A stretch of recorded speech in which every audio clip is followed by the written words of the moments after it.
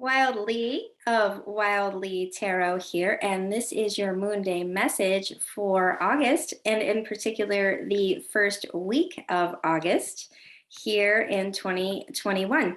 And so we began this week yesterday on Sunday with August 1st, which was Lammas or Lunacy, however you want to name that holiday. It is one of the 8 major Sabbats of the year for the Wiccan tradition, for nature-centered traditions. And it represents the midway point between the summer solstice and the fall equinox. And it's also the time where harvest historically began. I know where I am, seasons are shifting slightly and harvests can be later in the year or earlier, depending on the temperatures. But historically, that's what this date signified, at the beginning of harvest.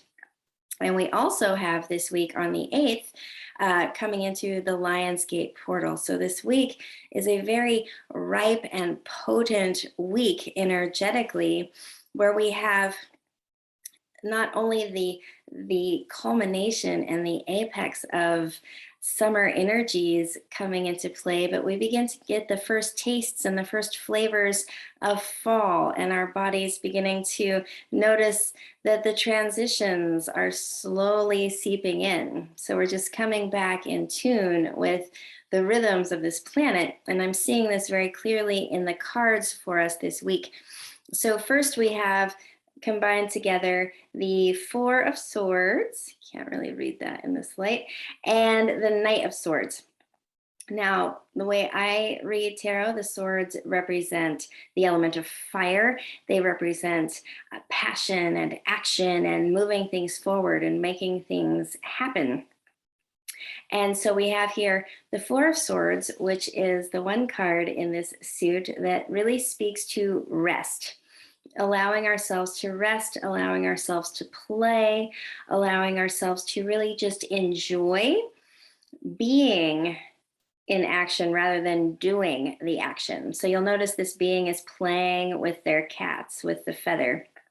So it's still an action-oriented card, but it's one of rest, where we're doing things that are simply for pleasure, simply for fun.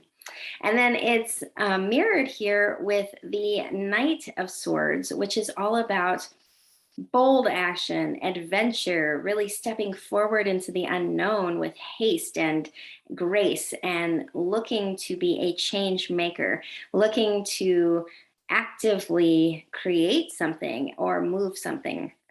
So we have these polarities, this dichotomy of fire energy working for us this week as we step into Lammas, as we step into the wheel of the year beginning to turn.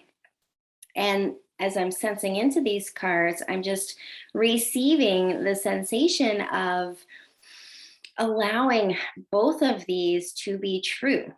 Allow ourselves to move forward, allow ourselves to say yes to the big social invitations, allow ourselves to find adventure, but also stay tuned in with the body. And when do we need to rest?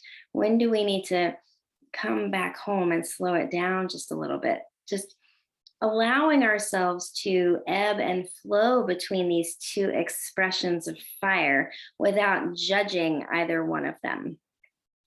And if we can find this balance point, if we can find a way to move with the fire in this way where we're tending ourselves, we're tending the coals, we're tending our fire as it moves in and out of our body, our energy body, then we step into rejuvenation.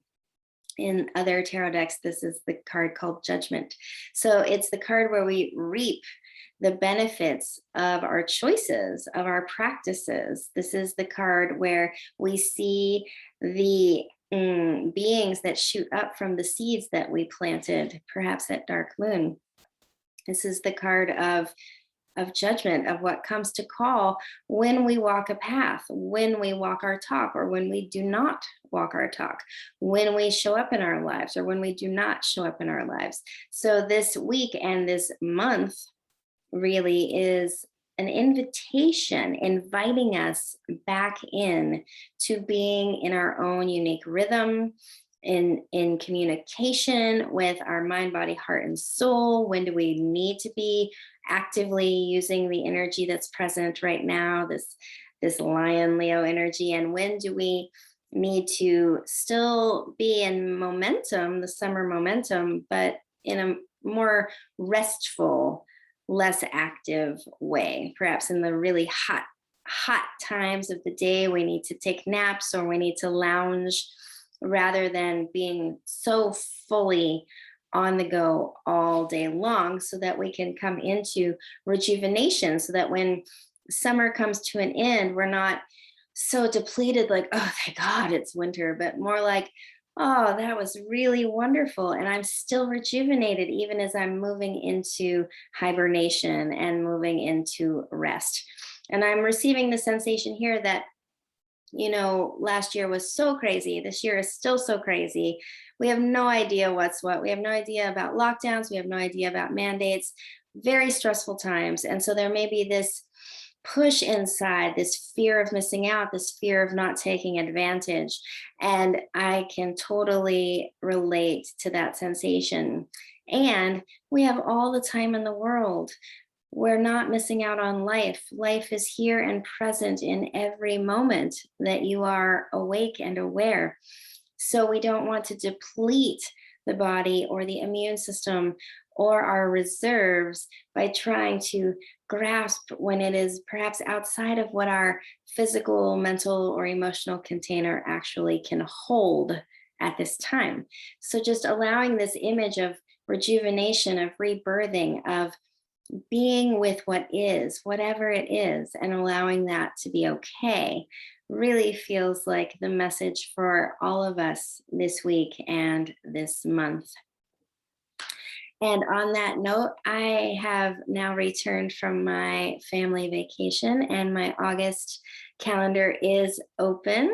I believe I am full this week already, but beginning next week, I do have spaces available. If you would like to come and receive a truth transmission, if you would like to sit together and help navigate where your soul is on your journey at this time, my space is open, and I would be delighted to share some space with you. So please check the link in my bio, schedule a session.